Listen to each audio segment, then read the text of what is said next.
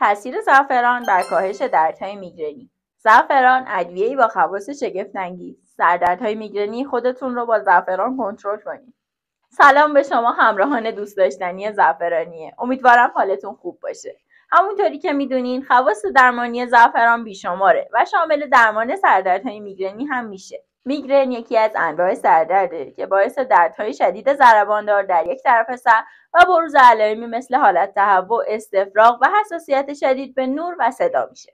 حملات میگرنی ممکنه ساعتها و حتی روزها طول بکشه و گاهی اوقات انقدر شدید میشن که اجازه انجام فعالیت‌های روزانه رو به شما نمیدن. برای کاهش دردهای میگرنی میتونید از زعفران استفاده بکنید. زعفران دارای خواص ضد التهابیه که به کاهش التهابات مغز و دستگاه عصبی مرکزی کمک میکنه. التهاب یکی از عواملیه که منجر به بروز سردردهای میگرنی میشه.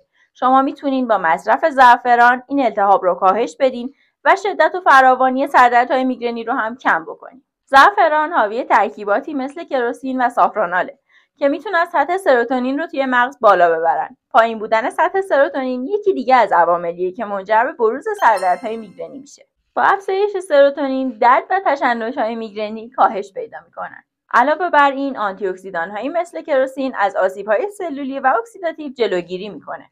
اکسیداسیون یکی از عوامل مهم در بروز سردردهای میگرنی به شمار میاد. برای تاثیر بیشتر زعفران بر کاهش دردهای میگرنی میتونین اون رو به صورت مکمل مصرف بکنید. معمولاً دوز مصرف زعفران برای درمان سردردهای میگرنی 30 میلی گرم در روز توصیه میشه، اما بهتره قبل از مصرف هر نوع مکمل زعفران و یا تغییر در رژیم غذایی خودتون با پزشک مشورت کنید. از همراهی شما سپاسگزاریم. اگه به دانستنی‌های زعفران علاقه‌مند هستین با زعفران تیوی همراه بمونید.